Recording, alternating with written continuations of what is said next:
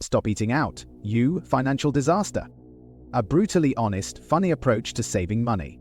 Let's be honest, you're probably spending way too much money on food you don't even like that much. Be honest, was that $17 soggy DoorDash burger worth it? No, it was not. But don't worry, today I'm here to save you from yourself. We're cutting one major expense, eating out. Yes, that thing you do 5 times a week even though you don't have money for investments. So buckle up, put the takeout menu down, and let's actually save you some money for once.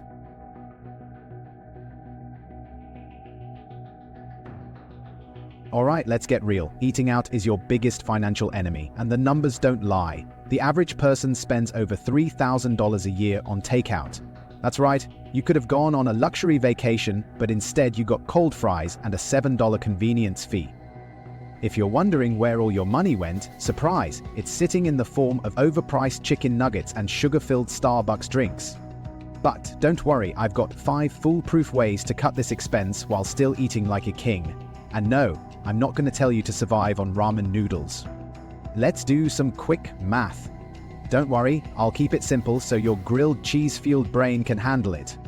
You're probably dropping $10, $15 per meal. Do that 5 times a week and congrats. You just wasted $200 a month on food that was probably mid. And what about delivery fees? Because I know you're not actually leaving your house. Add in service charges, tips, and that extra cookie you accidentally ordered, and we're looking at a small fortune. So, what's the solution? Glad you asked, because I'm about to change your financially irresponsible life. Tip 1. Track your eating habits for a week. Prepare for the horror show. Alright, step 1. Actually look at your bank statements. I dare you. Print it out, grab a highlighter, and every time you see McDonald's, Starbucks, Taco Bell, Chick-fil-A, whatever your addiction is, highlight it. At the end of the week, step back and take in your masterpiece, the financial disaster you've created. Don't be surprised when you realize you spent your car payment on burritos. Tip: to set a fast food budget, or let your bank account cry. I get it, cutting out eating out entirely is unrealistic because, let's be real, you have no willpower.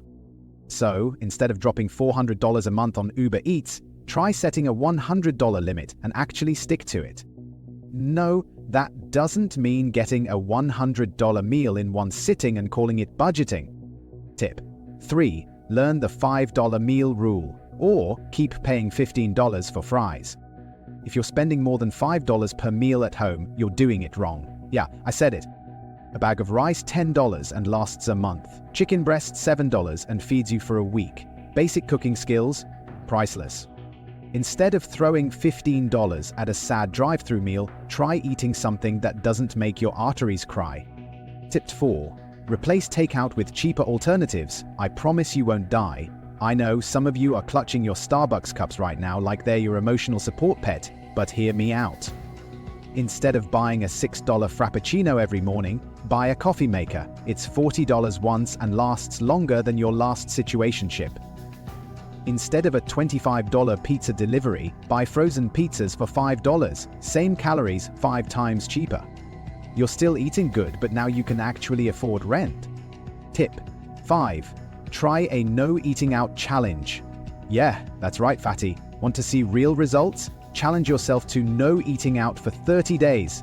Yeah, that's what I said, fatty. You will be surprised at the results.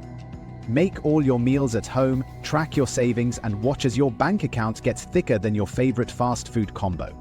By the end of the challenge, you'll either be proud of yourself or ordering 3 large pizzas in celebration.